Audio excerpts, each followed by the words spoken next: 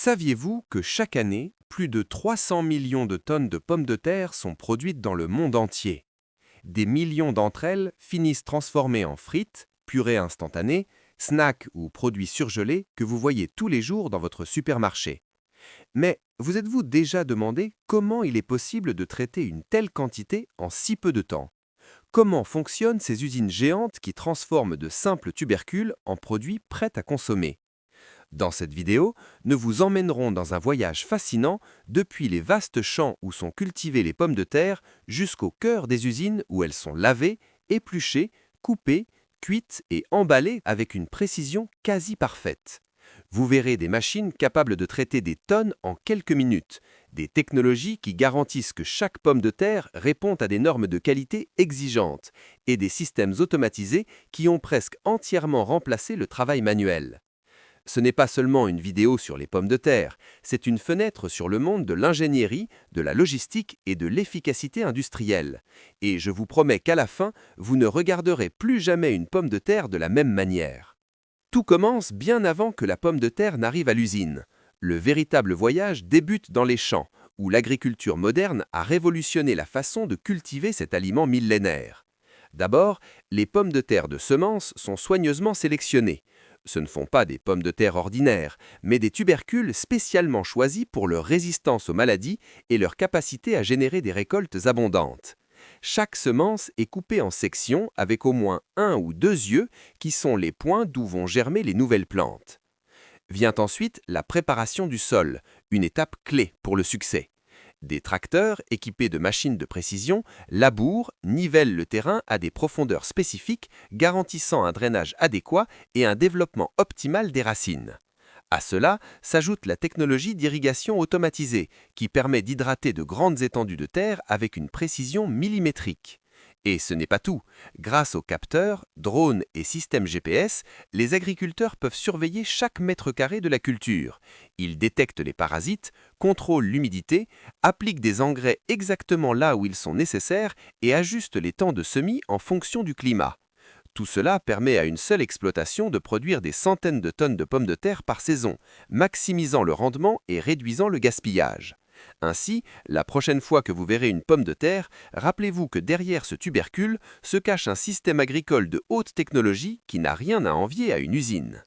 Lorsque les plants de pommes de terre commencent à se flétrir et que les feuilles jaunissent, c'est le signe que les tubercules sous terre sont prêts à être récoltés. Mais il ne s'agit pas d'arracher une plante à la main. Nous parlons de milliers de tonnes qui doivent être récoltées rapidement et efficacement. La première étape consiste à couper le feuillage. Des machines débroussailleuses parcourent le champ en éliminant les parties aériennes de la plante. Cela permet à la peau de la pomme de terre de durcir, ce qui la rend plus résistante à la manipulation et évite qu'elle ne soit dommagée lors du processus de récolte. Puis entre en action la moissonneuse mécanique, une énorme engin. Cet énorme engin se charge d'excaver le sol, de soulever les pommes de terre, de les séparer de la terre et des résidus végétaux, le tout en un seul passage. Les modèles les plus avancés intègrent même des capteurs qui détectent la taille et l'état de chaque pomme de terre pendant qu'elles sont transportées sur des tapis roulants internes. Mais tout n'est pas automatique. Dans de nombreuses exploitations, des travailleurs se positionnent sur des plateformes mobiles derrière la moissonneuse, sélectionnant à la main les pommes de terre dommagées ou présentant des défauts visibles. La vitesse est cruciale, mais la douceur l'est autant. Si les pommes de terre sont heurtées ou écrasées pendant la récolte, elles peuvent s'abîmer à l'intérieur et perdre leur valeur commerciale. C'est pourquoi les opérateurs ajustent la vitesse des machines en fonction de l'humidité du sol et des conditions du terrain. Une fois récoltées, les pommes de terre sont chargées dans des camions pour être transportées vers la zone de stockage ou directement vers les usines. C'est un spectacle de coordination, de technologie et d'efforts humains. Récolter des pommes de terre à grande échelle, ce n'est pas seulement soulever de l'aliment du sol, c'est une opération chirurgicale qui se déroule à un rythme industriel. Une fois récoltées, les pommes de terre ne vont pas directement à l'usine. Elles doivent d'abord passer par un processus fondamental, le stockage. Et dans une opération de cette ampleur, il ne suffit pas de les empiler dans n'importe quel entrepôt. Les pommes de terre fraîchement extraites du sol ont généralement des petites blessures dues au frottement avec les machines ou entre elles. C'est pourquoi on réalise une étape connue sous le nom de séchage, durant laquelle elles sont stockées pendant plusieurs jours dans des environnements à température et humidité contrôlée. Cela permet à la peau de durcir et de guérir, réduisant le risque de pourriture. Des systèmes de ventilation intelligents font circuler l'air à travers les entassements, maintenant toujours la température et l'humidité optimales. Certains entrepôts peuvent même contenir des milliers de tonnes de pommes de terre, toutes parfaitement préservées pendant des mois.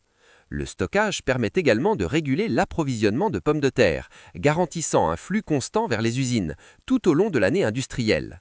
Ce n'est pas simplement une question de garder les pommes de terre au frais, c'est une opération de précision qui termine le processus agricole et prépare le produit pour sa transformation industrielle. Ensuite, les pommes de terre passent au stockage à long terme. Les chambres de conservation peuvent contenir des milliers de tonnes et sont conçues avec des systèmes qui régulent la température entre 4 et 10 degrés Celsius et avec une ventilation constante pour éviter l'accumulation d'humidité. Un autre facteur important est la lumière. Les pommes de terre doivent être maintenues dans l'obscurité pour éviter qu'elles ne verdissent et ne développent de la solanine, une substance toxique qui les rend impropres à la consommation. Grâce à ces précautions, les pommes de terre peuvent se conserver pendant des mois sans perdre leur qualité. C'est une étape clé pour garantir qu'elles arrivent à l'usine en parfaite condition, prêtes à être transformées. Ce voyage derrière les pommes de terre vous semble-t-il intéressant ? Si vous voulez découvrir plus de choses sur le fonctionnement de l'industrie des aliments que vous consommez quotidiennement, likez la vidéo et abonnez-vous à la chaîne Tout s'explique. Votre soutien me permet de continuer à créer du contenu utile, curieux et plein de données que vous ne connaissiez pas. Une fois que les pommes de terre arrivent à l'usine, commence une chaîne de processus hautement automatisée. Ici, on ne pense plus en kilos, mais en tonnes par heure, et tout doit se dérouler rapidement, avec précision et sans interruption. La première chose est le déchargement. Les camions arrivent avec des milliers de kilos de pommes de terre et vident leur contenu dans d'énormes trémies connectés à des tapis roulants. De là, les pommes de terre entrent dans le système sans s'arrêter. Le premier pas est le nettoyage en profondeur.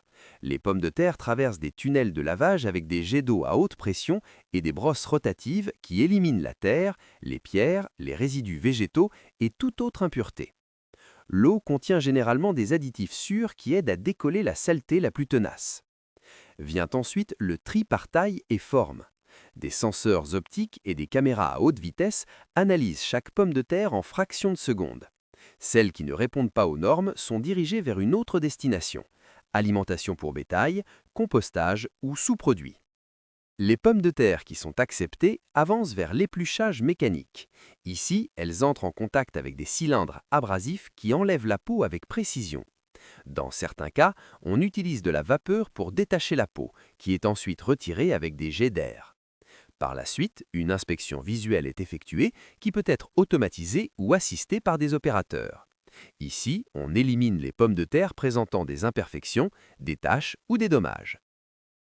Une fois épluchées, les pommes de terre arrivent aux machines de coupe, qui peuvent leur donner la forme de bâtonnets, de rondelles, de cubes ou tout autre design spécifique. Certaines usines produisent exclusivement des frites, tandis que d'autres fabriquent des produits à congeler ou à déshydrater. Une fois coupées, un nouveau lavage est effectué pour éliminer l'amidon résiduel. Ensuite, les pommes de terre peuvent passer dans une solution chimique qui aide à améliorer leur couleur et à éviter qu'elles ne s'oxydent avant la cuisson. L'une des étapes les plus importantes est le blanchiment, qui consiste à plonger les pommes de terre pendant quelques secondes dans de l'eau chaude ou de la vapeur. Ce processus réduit l'activité enzymatique, stabilise la couleur et prépare la pomme de terre pour une cuisson plus uniforme. Vient ensuite le séchage, qui élimine l'excès d'humidité superficielle. C'est essentiel pour obtenir une texture croustillante si le produit va être frit ou grillé par la suite. On utilise de l'air chaud qui circule à travers des tunnels avec contrôle de température et de vitesse. Dans certaines usines, on effectue une pré-cuisson ou même une friture sans huile en utilisant de l'air chaud sous pression. Cette méthode permet de réduire la teneur en graisse sans sacrifier le goût ni la texture du produit. Tout ce processus est surveillé depuis une salle de contrôle centrale. Des ingénieurs surveillent la température, la vitesse de coupe, la pression de vapeur, la consommation d'énergie et le rendement par minute. Toute déviation est détectée immédiatement et corrigée en temps réel. Le plus surprenant est l'échelle. Une seule ligne de production peut traiter jusqu'à 30 tonnes par heure. Chaque mouvement est calculé, chaque phase est optimisée, et tout se fait sans pause, car l'objectif est clair, que chaque pomme de terre arrive en parfaite condition à l'étape suivante. Avec les pommes de terre déjà coupées, lavées et blanchies, arrive le moment de leur donner leur forme définitive en tant que produit alimentaire. C'est là que l'usine se transforme en cuisine industrielle et chaque décision technique influence directement le goût, la texture et la durée de conservation du produit final. D'abord, les pommes de terre passent dans un système de pré-cuisson qui peut se faire à la vapeur, à chaleur sèche ou même dans des fours à air pulsé. Cette cuisson partielle permet d'éliminer l'humidité intérieure, de stabiliser leur structure et de les préparer pour une cuisson plus uniforme. Si le produit est destiné à être des frites, alors entre en scène l'une des parties les plus attendues, la friture finale. De grandes cuves frioses remplies d'huile propre à température contrôlée reçoivent les pommes de terre pendant quelques secondes. Le temps exact varie selon le type de coupe, mais l'objectif est toujours le même, créer une croûte dorée et croustillante sans que l'intérieur ne perde sa tendresse. Dans certaines usines plus modernes, on emploie la friture sans huile en utilisant de l'air chaud sous pression. Bien que le résultat soit légèrement moins croustillant, cette technique permet de réduire les graisses et les calories sans affecter le goût général. Une fois cuites, les pommes de terre sont refroidies rapidement par ventilation forcée ou tunnel réfrigéré. Cette étape arrête la cuisson et fixe la texture désirée. Ensuite, des condiments, du sel ou des saveurs spéciales peuvent être ajoutés. Ce revêtement se fait avec des systèmes de tambours rotatifs qui distribuent les ingrédients de manière homogène. Ainsi, en moins de 10 minutes depuis son entrée dans la ligne, une pomme de terre crue se transforme en un produit fini avec goût, texture et présentation prêt pour le consommateur.